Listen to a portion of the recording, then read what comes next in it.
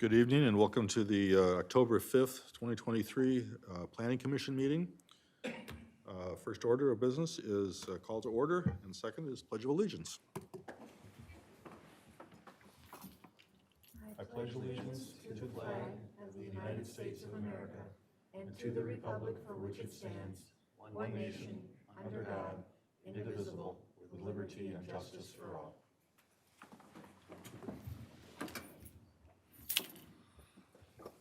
Luke, roll call, please. Pearson. Here. Willenbring. Here. Campbell. Present. Stolarski. Here. Dayada. Here. McCauley is absent. And Hagan.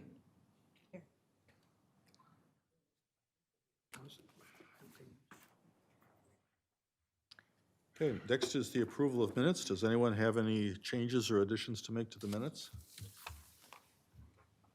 If not, I'll look for a motion to approve as presented. So moved. Second. All those in favor? Aye. All those opposed? Thank you much.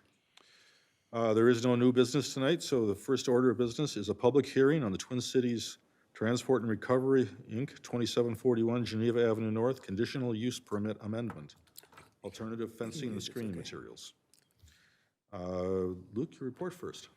Yes, thank you. Luke McClanahan, City Planner. Yes, as you mentioned, Mr. Chair, that the property, Twin Cities Transport and Recovery, also known as Twin Cities Towing, they're located at 2741 Geneva Avenue. The purpose of this request is for to hear an amendment to the applicant's original special use permit to allow alternative fencing, screening materials. So this property is zoned IO, that's industrial office, where automobile towing service is listed as a special use. And when I say special use and conditional use, those are interchangeable. It's defined by the ordinance. It's the same thing. Background details on this request. So Twin Cities Towing, they received approval for their use permit back on October 2nd, 1985 to operate their automobile towing service business. So in that resolution of approval, which is included in the packet, the first condition of approval states that the property owner install an 8-foot, 100% opaque treated wooden fence along the southern boundary of the exterior storage area and also along the eastern boundary of the property, extending from the south property line to a distance boundary of the property extending from the south property line north, a distance as determined by staff as necessary to screen adjacent properties. So just a little bit more details on this request. So previously there was a wooden fence on the property, again, along that southern border and used to screen the business from nearby residences. Staff received complaints about the fence being in poor condition. This was a few years back, and the city notified the business about requirements to replace the fence.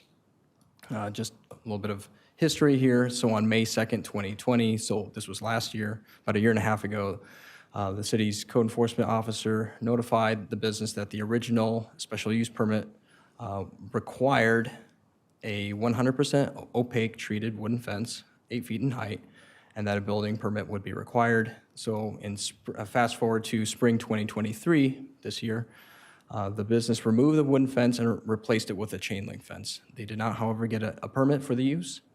And on July 6th of this year, the city informed the business that the chain link fence does not comply with the original special use permit, and there is really two options to move forward. They could reinstall an 8-foot tall wooden fence that is, of course, 100% opaque, or apply for a conditional use permit amendment to allow the chain link fence, and that's exactly what they're doing here. They're working with the city towards compliance. So it's a little hard to see here on the screen, but this is one picture of the fence, the new chain link fence, and it does have privacy slats. So what we're looking at is the southern boundary of the Twin Cities Towing property. As you can see, there's some opaqueness, but it's not 100%. And chain link fence with privacy slats it's not as effective to reduce sound as wooden fence is. Just a couple more photos here. Again, some opaqueness, but again, not that 100% opaqueness as stated in the original use permit. So CUPs and amendments are subject to certain review criteria that are found in the city's zoning ordinance. So here's just a brief summary of the review criteria that we have to use in our evaluation. So compliance with the comprehensive plan, compatibility of the use with the zoning, no nuisance effects generated, no traffic congestion or parking issues created. The use must adequately be served by public services, no excessive costs incurred for the public, and minimal impacts to environmental and natural features. So when reviewing or using those review criteria in our evaluation of this request, staff finds that the amendment does not meet those review criteria as detailed in the staff report on file. More specifically, 3 of those 7 review criteria were not met because in staff's findings, the chain link fence does not provide adequate screening of the exterior storage of materials, and it does not mitigate noise impacts from the business, as this site is located approximately 100 feet from some residential properties. So staff recommends denial of this amendment request, or in other words, staff is recommending that the original conditions of approval be upheld. So for those who are wondering about what are the next steps, so obviously we have to finish the presentation here, finish the public hearing, but then the city council would hear this. It's the expected date is October 24th for final action, and assuming that this request gets denied, staff will give the applicant a deadline to reinstall a wooden fence on the property, and if a wooden fence is not reinstalled, then the conditional use permit would be brought to the city council for consideration of revocation. There might be also some questions on retrofitting the chain link fence, either using vinyl panels, and in staff's opinion, that vinyl panels would not meet the intent of the original special use permit. And also, you might be wondering about adding wood panels to the existing chain link fence, and that would present some engineering challenges with the post being adequate to hold the weight of all those wooden panels, and then the wind load. So an engineer would have to review that and sign off on that approval. So a reminder that this is a public hearing. The applicant is here in attendance, and I would recommend that the discussion be focused on the fence situation only. I'd be happy to answer any questions. Thank you. Does anyone have any questions for Luke then? I have a few. Yes. You said that the vinyl panels, in staff's opinion, won't meet the original intent. Why is that? Looking back at the original condition, it says treated wood. In our opinion, that vinyl is not treated wood. And, it's unknown if the effects vinyl fence can help mitigate noise as well as a wooden fence can. Okay.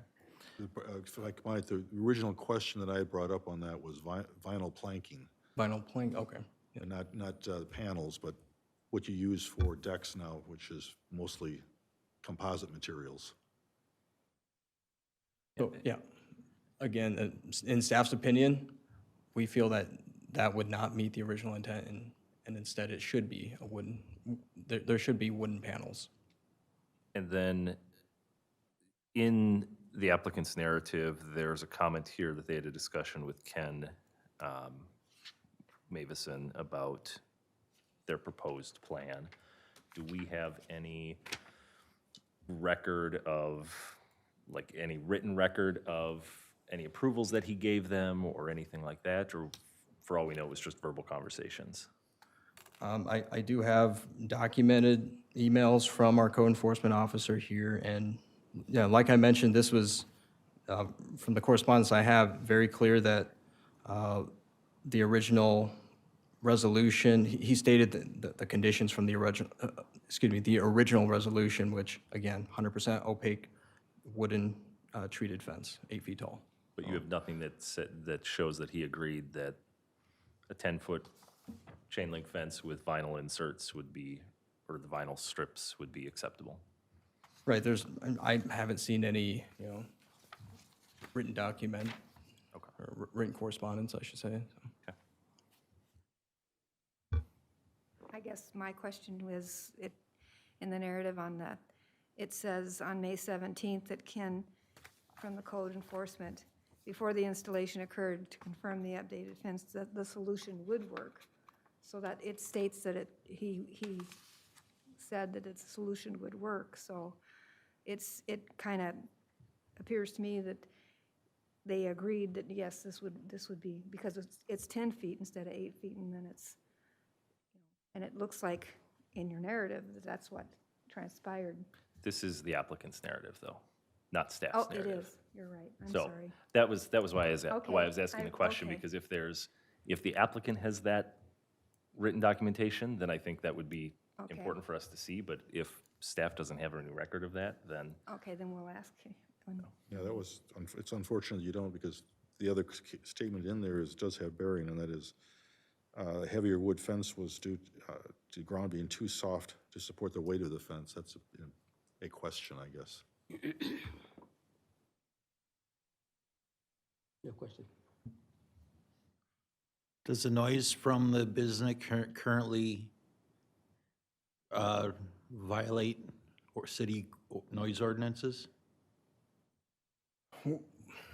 I guess what I can say is that we've received complaints about just the general noise and being a part of this fence situation, that, yes, the city has received noise complaints, and then yes, we do have a noise ordinance. That's another avenue that we can look at, but not to get too off topic on this situation here on the fencing, but yeah, that's the information I can provide. Yeah.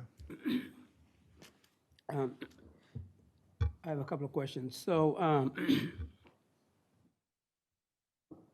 my first question would be, what is the intent of the ordinance? Is it noise, or is it or visual, sort of aesthetic?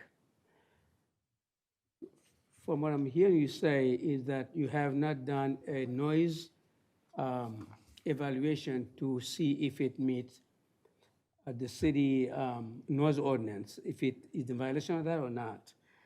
If you have not, how do you get to that determination to recommend denial of the application? So yes, to your question about the noise evaluation, this was approved almost 40 years ago, so it's highly unlikely that they did some type of noise evaluation then. We don't have any, supporting data at this time for that. And then any violations of noise, that's a separate chapter under, it doesn't fall under the zoning chapter, it doesn't, wouldn't be brought to the planning commission, but that is something that we could look at separately as city staff. As a follow-up, when an application such as this one gets submitted, within the city of Oakdale, as a city, work with all other departments to say, we have an application, this is what we're looking at. How does it affect sort of code enforcement or zoning or planning? So that when you put your stuff put together, it's all sort of a recommendation solid, meaning that it's in violation of everybody else's ordinance. Basically what I'm saying, Sure, make sure the left hand and right hand are talking, they're communicating. sure. Oh, it's a fair point. Since the original CUP was done in 1985, I'm assuming materials have come a long way since then. Is there not another option besides fully treated wood to put up that would accomplish the same thing? I think to the chair's point is, look, exploring other options, that's our stance is upholding that original condition of approval.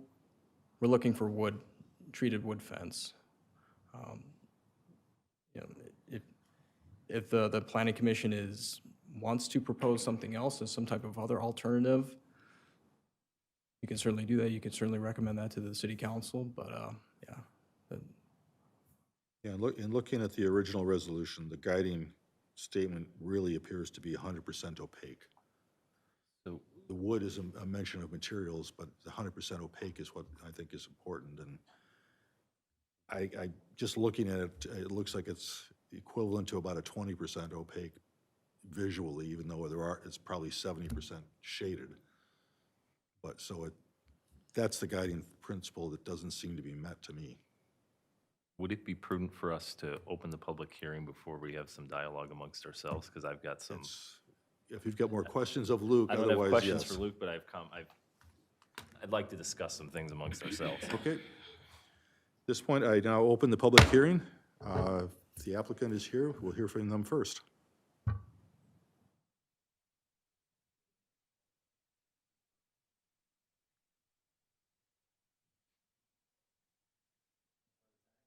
One at a time, please, yes. I might as well grab Unless the you want to be notes. co-conspirators on it, go ahead. Good evening, my name is Renee Gardis. I am an owner of Twin Cities Transport and Recovery. I am the one that I had conversations with Mr. Mavison about this. A little bit of background and some of the questions that you answered or asked. He reached out and said that the fence was in disrepair. It was very old. It was very wavy and whatever. That is and has been as a result of, first of all, wood wears. It was old. It's back from, like I said, 40 years old. But we found what the problem with the fence is, the fence was too heavy and the ground is very soft there.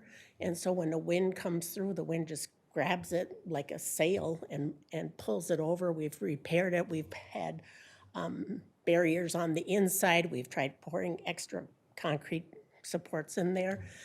And so when Mr. Mavison sent me this letter about replacing the fence, I talked to him several times on it. And before we started the program, or before we started the fence project, I checked with him and it's like, okay, if we're gonna replace the fence, can we go to a 10-foot fence, thinking that it would add extra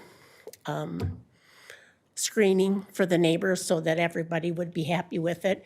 He sent me back an email saying that he checked the statute or the restrictions, and he said, yes, we could go up to a 10-foot fence, that would meet the code. And so we said, okay, well, that's what we'll do, we'll get that. And so he was well aware of that, and we did the whole thing. He even made a site visit out to there to check on the fence. And we had the fence installed and in June. And then in July, after it was all done, we spent $30,000 to have that fence put up. And then after the fence was put up, about 4 weeks after the fence was put up, then he came back to me and said, oh, I checked and it doesn't meet your original CUP. And I was a little upset because here we had been having all these conversations about the fence. He knew we were gonna do the fence. I told him that we had estimates. I showed him the estimates. I told him what we were going to do all ahead of time and never met any resistance. And he gave me the approval to go with the 10-foot, and that's what we did, thinking it would be better. We told him we wanted the privacy slats in there. The fence company told me that that would be, with that it would be opaque. Well, it's obviously not as privacy slats are not as well as what I imagined that they would be. So I do understand that part of it. I was assured by the fence company that this is the slats that they use and this is what they use on the projects. So like I said, and so now here we are. Okay, any questions from anyone? Quick question. So have you gone back to the fence company and asked them what they are going to do to rectify this for you since it's not opaque and if they told you it would be? I have not gone back to the fence company as far as seeing if there's other options. I didn't know it was it was as transparent as it was. I was led to believe that these are privacy slats and that it would be, you wouldn't be able to see through it. But since this, I guess my My question, though, is since this has all come about, you know, I don't know, it's been almost 2 months now. You have not gone back to the fence company to see what they can do to, I have not gone back to the fence company to see what other alternatives they are as far as if there's a different type of a product that would make it a little more privacy. So we have to, they told me, well, I had two choices. I could either tear the fence down and put up a wood fence, and we did even have a recommendation from the fence company that said that the ground will not support that. There's a fiber optic cable that runs right along that fence, and so they had to hand dig everything so that they wouldn't injure or ruin that fiber optic cable in there. And then they also changed the width between the vertical poles to be 6 feet instead of 10 feet for added strength. And they put the footings down farther to try to make sure that it would stay upright and not be just blown over by the wind, which is the problem that we had with the wood fence.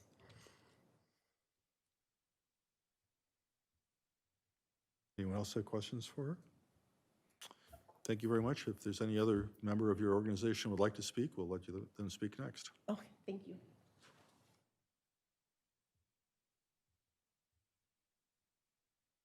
Hello, John Grindeland, Director of Operations here at Twin Cities. Main thing I'd like to point out, just on the towing company side, it was about 17 years ago, got into Twin Cities Towing. I didn't know anything about towing companies, so these days I try to educate our own staff when we hire them on, and also anyone I get a chance to talk to. So what we're doing is trying to be a part of communities everywhere we are. So it's not just Oakdale. This has been the mainstay for a long time, so we want to be able to help however we can. On the towing side, we tow for emergency services, we tow for cities, we tow for fleets, right? It's not a typical towing company you'd see trying to just repossess cars and things like that. So we don't even do that type of thing. So it is important for us. We want to be here a long time. We want to work with cities, right, and communities. So also, just even after this, anyone who wants to talk, whether on the city side, neighbor side, I only brought a couple cards, but I can get more. So just want to point out that we do want to do this for a long time. We want it to be as positive as we can, because one of the goals that we have, just as a organization, is having people able to go into towing as a career, and to do that, you have to have all the facets working for you. And one of those is being good in the community. So that's about all I have. Thank you much. At that point, I guess I would open it up to anybody else in the audience who wishes to make comments on this issue. Anyone wish to come forward and make comments? Good evening. My name is Debbie Ramsey. I live at 6010 27th Street, so my side yard abuts Century Avenue. I'm directly across the track from Twin City Towing. I'm here to strongly oppose this conditional use amendment, and the reasons are, it isn't just the visual, but I was very unhappy to see what was installed, that we could see right into that yard. We've been in our house for about 45 years, and there has been wood fencing there all of that time. So this change is major. And that company does create a lot of noise. You were talking about that noise ordinance. I don't know that you can measure it in decibels that will determine that it reaches too high a level, but at this time of year, every year, and in the early spring, you don't need your heat on, you don't need your air conditioning on, you open your windows so you can get fresh air all through the night, all week long, any hour. Those tow trucks come into that lot and they have that backup beeper going the whole way. I don't know how many of you are very familiar with that area, but it's a valley. When you come down from the south, and just about when you hit the tow yard property, and then it goes up to Larpenter, it's this valley that spreads that noise all around. So we're hearing the beep, beep, beep for several moments, And then if they're bringing in a vehicle that they picked up, you're hearing all these chains scrape and rattle and be pulled off of that trailer and vehicle to get them into the yard. And then several times you can hear employees get out there and they're talking about what was going on and they're laughing and they're joking, and their conversation can go on for several minutes. It wakes me up more times than I could even count. So a solid wooden fence would absolutely prevent some of that noise. It doesn't prevent all of it and hasn't all this time, but it certainly would be better than a chain link, even with these slats in it. I can't comment on composite types of materials. I've seen them in yards, but I've never heard them be able to really restrict noise going through. I am curious, well, I'm sorry, that has nothing to do with the fence. My curiosity does have to do with noise, but the timing. Other businesses, tow trucks and contractors and construction cannot operate all night long, and this one does. And I've questioned that, but that is a part of the noise issue. I have considered that there is another entrance to that tow yard on the north side of their building. Maybe an answer is for them to bring their vehicles in on that side, and that would really eliminate that noise problem. Someone had suggested to me that it does not have the same kind of gate. Someone would have to get out and manually open that gate to take their vehicles in. But if it were on the other side of the building, it would certainly eliminate a lot of that problem. And so I think, I do have to ask you to restrict it to the fence issue at Yeah. this point, because the But- current but- thing is strictly about the fence. right, just trying to find a way for that noise, which is what the fence does, is to keep back that noise. So that's all I've got. Thank you. Is there anyone else who would wish to come forward and make comment?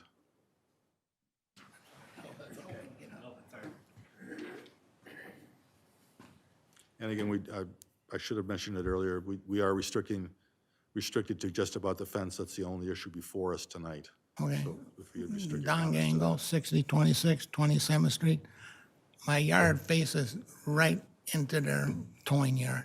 I've been there 48 years. I have a fence in my backyard, a wooden fence, and I haven't had a problem with it. And like they said, when we started negotiating, or not negotiating, they wanted, and they were gonna put a fence, was that a wooden fence, and then they had an overhang at one time.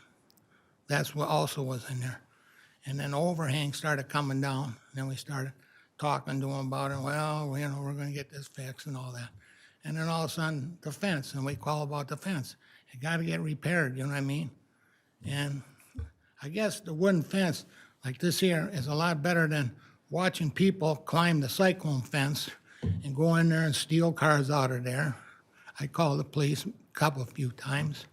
And then the noise of them trucks, you know what I mean? Beep, beep, beep, beep, you know, all hours of the night.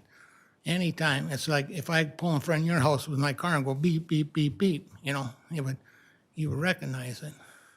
And that's very, you know, you can't keep your windows open.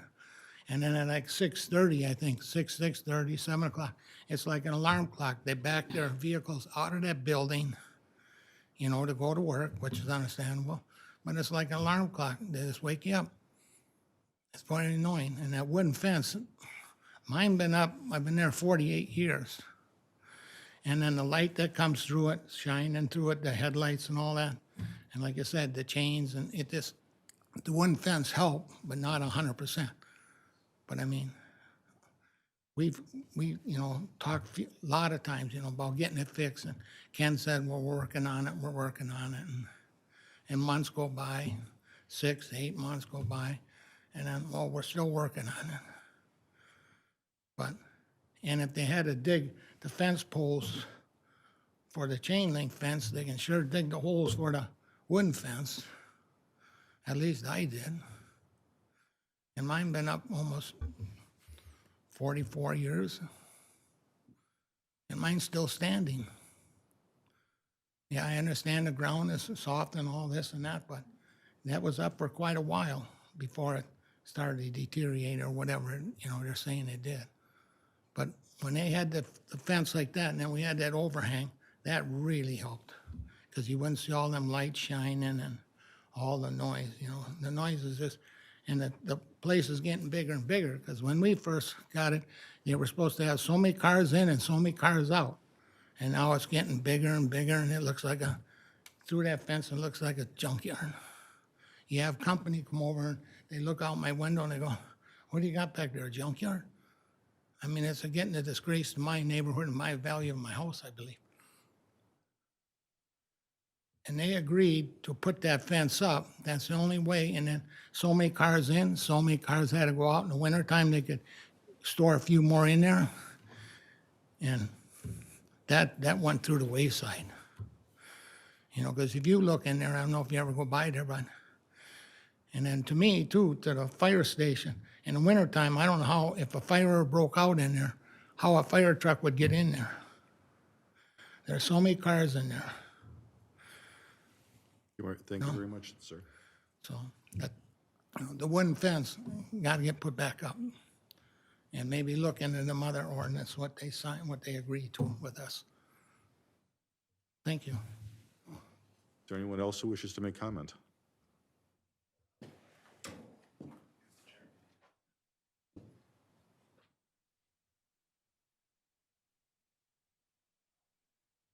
My name's Darren Jones. I live at 6031 27th Street North. And one of my concerns is the noise, as the other two people have just talked about. I live directly across the street from Debbie, but I live on a hill. And it seems in the wintertime, 4:30 the other morning, you could hear them beep, beep, beep, and the chains and everything like they're talking about. And I'm also wondering exactly what is designated for Twin Cities towing? Is it a junkyard? Is it a storage facility? Or whatever, because there's different criterias for what they're operating. Personally, I'd like to see a fence where you couldn't see in the whole thing. I was at the car show in North St. Paul, and the gentleman asked me, "Where do you live?" I said, "I'm lucky. I live down the street. I can come in here every Friday night." He goes, "Where at?"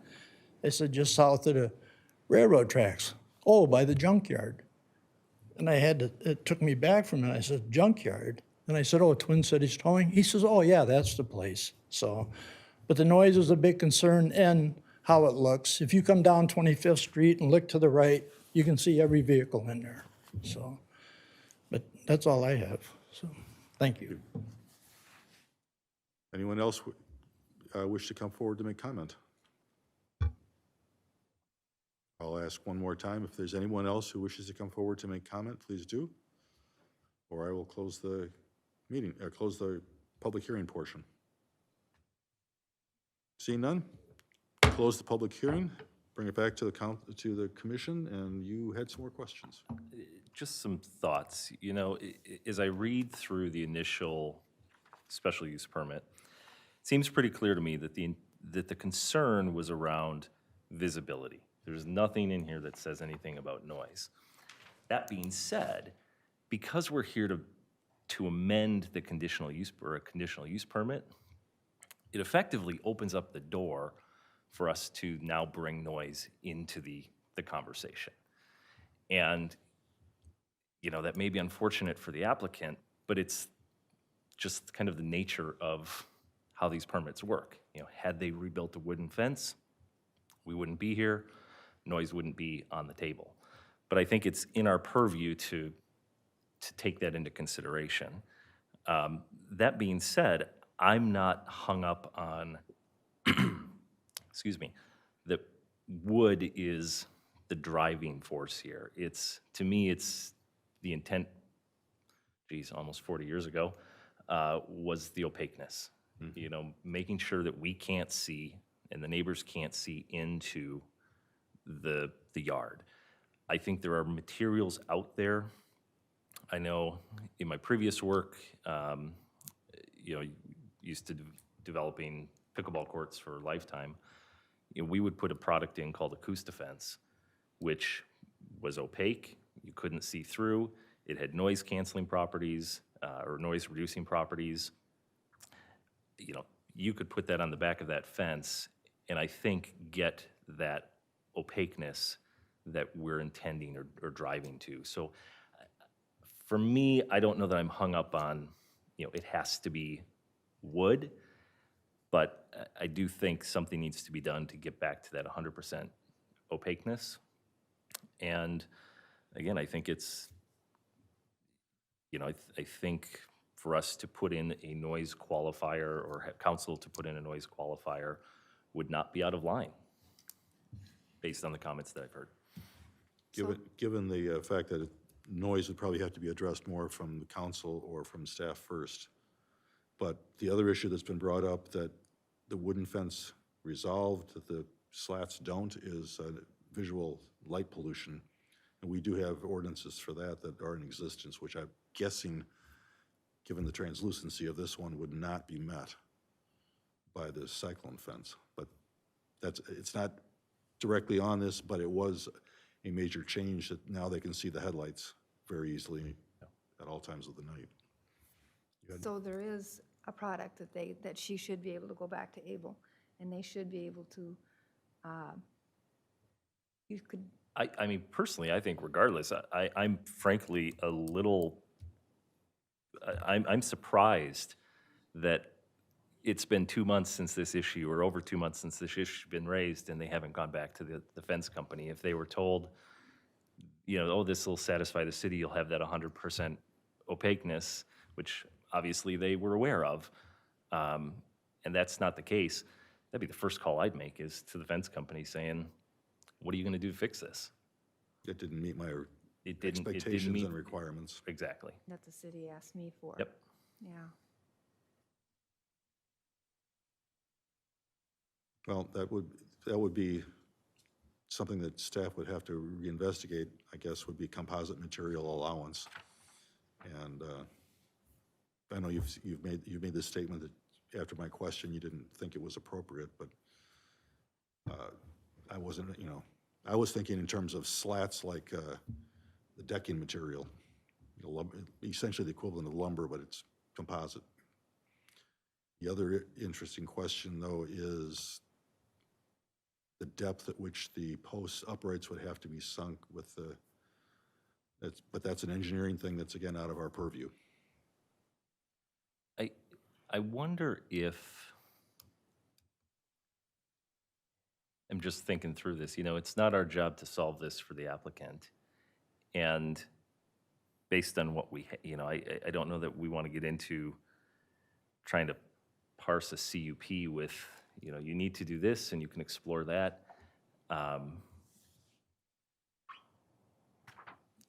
Do we kick the can down the road and ask the applicant to come back with a solution? Because otherwise the alternative is, Well, if it's the CUP as presented, I think. it's a yay or nay. It's a yay, for us tonight, it's a yay or nay on the application as presented. Any discussion we have is not necessarily, is more superfluous, but city council's representative is here to hear it, so that the next step would be for them to decide on it. So if there's any other questions, yeah. Well, I mean, we can always table it as well. That's what I was going to say. Would you rather just table it and have staff review it one more time with the applicant and give them information and say, maybe you should go back to Able and see if they can remedy And the situation? maybe I would defer to the applicant if they want to pull it. Yeah, and, they want to pull it or we can move forward and take a vote, and but, take a vote, and then it's going to, yeah. To make a comment, I mean, I heard what they were saying, how somebody came and inspected it and said it was okay. I mean, I feel like that isn't right. I mean, what responsibility do they have? Oh, I'm sorry. Because if that were me, I'd be very upset. I would think I'm following what the guidelines, and they're okaying it, and they spend all kinds of money. Where's the responsibility for that? I feel like On the screen? that was injustice on that end. Well, Yeah. the thing is, Yeah. if it's evidence in all planning commission members. Do you mind putting it up? Yes. No, I was going to say that for me, it all goes back to the intent. When the first condition to put up, or the first approval, is about obscuring, nothing about noise. So for us to think about, I understand maybe in a purview, but we don't have the resources or the information to sort of make a decision around the noise. If visually the obscuring wood fence or the slat do it, I think we should be able to sort of make our recommendation based on that, as opposed to, yes, it's obscuring, but it's noisy. I don't think that was what was intended, and if I'm wrong, you can correct me, but I don't think it is in the documentation. Maybe that's the intent. The main point is that there's been a change that's taken place that has affected visual issues and the noise issue. And that is the fact that it's a 100% wooden fence versus a much more porous. I understand that, but what the intent of the ordinance, the condition, the first time was approved? But I understand that your point, Yaya, that the intent was the opaqueness of it. But again, because they're not meeting that intent and they've asked for an amendment, that opens the door wide open for us to add any other conditions onto them as we want, as we choose. Fair enough. Not sure that's within our purview to do that, but I understand your point. I think it is. I mean, it's a conditional use permit. You're amending it. We can now add any conditions that we want. Within reason, of course. Am I incorrect in that? Commissioner, you could proceed with a recommendation that you are a recommending body, so you could recommend approval of the amendment subject to additional conditions. One quick question. They mentioned that there's a fiber optic line there that was probably not there in 1985. Is there an easement that abuts their property for utilities that could cause a problem? So if the fiber optic is on the south side of the property, that's all right-of-way, that's all railroad right-of-way. So, no encroachments can occur there in terms of fencing or other screening materials like landscaping, that's not an option. How close does it get to messing with them putting in a footings and foundation for a new fence, since it probably wasn't there in 85? I couldn't speak to that. Most of these questions are coming down to an engineering discussion that Right. really isn't. With the exception of perhaps Chris, we don't have the engineering background.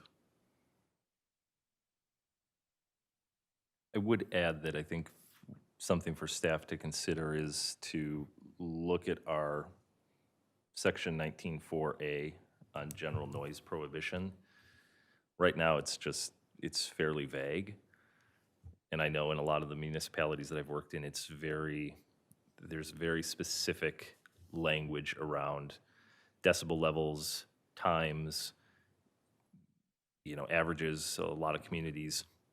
One of the challenges with noise, even if we were to have more specific language around it, is many communities look at noise over a 24-hour period. And so while there may be points throughout the day and night where their noise is high, over the course of 24 hours, you may find that the business operates below kind of whatever that standard might be. But I think, again, ours is vague right now, so it might be something that we want to look at, trying to just work out a little bit. One more question. Could you pull up the map on that shows the neighborhood residential versus everything else? Okay. So I'm going to assume that to the south is what residential, mostly residential. North is commercial, and the west is commercial also, right? The west in the city of Maple, that's Yeah, utilities, Yeah, XL. the commercial, right? Yes. Yep. So, I drive by this on Century quite often. So really the issue we're talking about south of the Twin City towing, right? Where residentials are? Yes. Okay. And to the east is all sort of vacant land, right? Wetland, there's some communications towers. Okay. All right. Thank you. One other thing I would kind of like to point out too, this is an industrial piece of property, and it has been all along. But in the ordinance in 1985, it states that an automobile towing service is not listed as use in the industrial office district. So, and they've been there for 40 years and have been good neighbors, and, and obviously, because they're still there, they've got this one issue, and there is a railroad track there, and we're talking on a pretty industrial area there, too. So you got to take that all in consideration, too, because there's different zonings for that. I mean, there's more allowances for an industrial than there is for just a regular commercial piece of property. There's less restrictions on industrial. I do have another question for the applicant. I apologize. How many cars are stored there right now? Like today, if we were to go count your lot, how many vehicles do you have there? Well, the map that I counted the other day, I think I counted like 90. Yeah, the picture in the packet, the number of cars is 75, plus some trucks. Does that feel like the right number? Yep, and they come and they go, so it varies. So we try not to have any one car on the lot any longer than 45 days. Yeah, it just, And the original I mean, says 30. that's why I asked the question. Yeah. Yep. But it was in 85, that's 40 years ago, and it was a very young Oakdale. Yeah. I think it just speaks to the Needs to be updated. the importance of having that opacity. Opaque Screening. surface, yes. Screening. We need it to be screened. So, Back in, if I could just say one thing about. If you can size. come on. Back when in 1985 or 88 or whatever, the property was not near as big. We bought out the existing property that was just to the north of us, so our lot enlarged. It was both pieces of property. There was another business there, and so there is more space there. And so when back in 1985, the lot was much smaller, so that's why you're the talking about number. the size of that triangle? Yes. The triangle was smaller before? Yes. Okay. The triangle, nothing on the north side of the building was there at all before.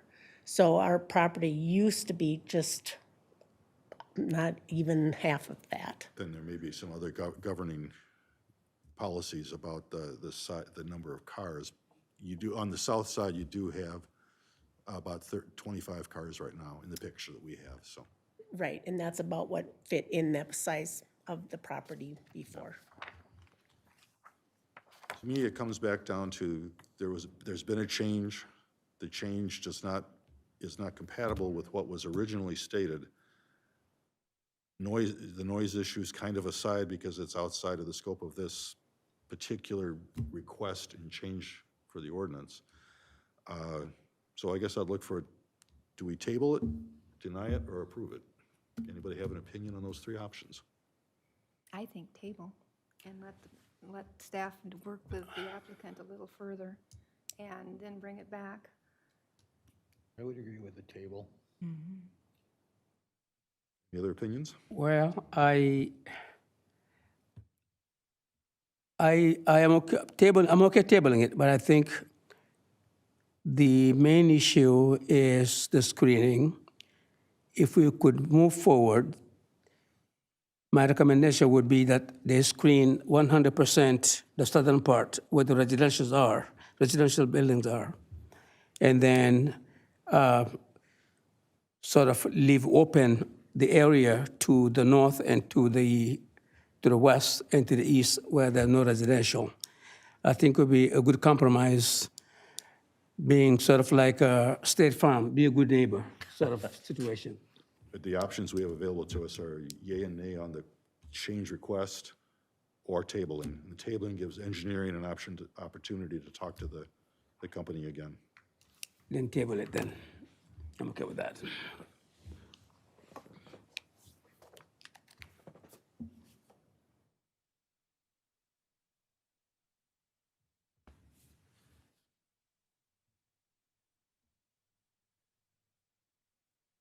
The public hearing is closed right now. I'll discuss opening it again with Luke, but at this juncture, we have the public hearing closed.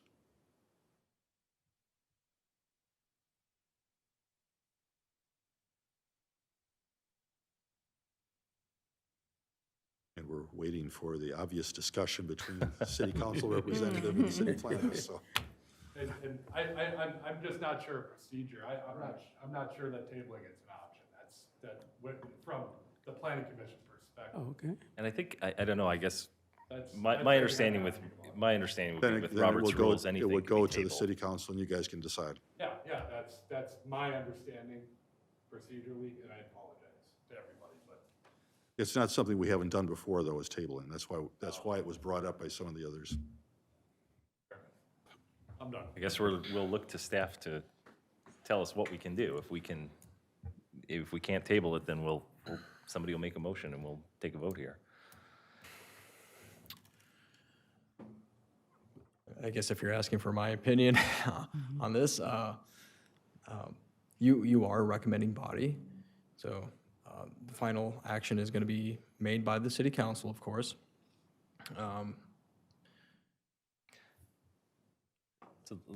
So let me play this out. So we vote to deny it. Doesn't have to go in 2 weeks. Applicant can agree to extend it, right? Correct. Yep, You that's can correct. continue to work with the applicant over the next however many weeks before it goes back to council. And then your council report can say, this was planning commission's recommendation, but here is further conversation we've had with the applicant. I would prefer that from the staff perspective. And like you mentioned, we have, I believe, it's listed in the staff report, but we have until December for the city council to actually act on it. So there's time that And that's without the extension, correct? it's a bit of a technicality, yep. But yeah, the time has already been extended to December of this year for the city council to act on it. But that would give staff sufficient time to come up with other alternatives, other suggestions, and then, yeah, we could capture the planning commission's feedback after if you recommend one way or You have another. it captured on video right now, so. Yes.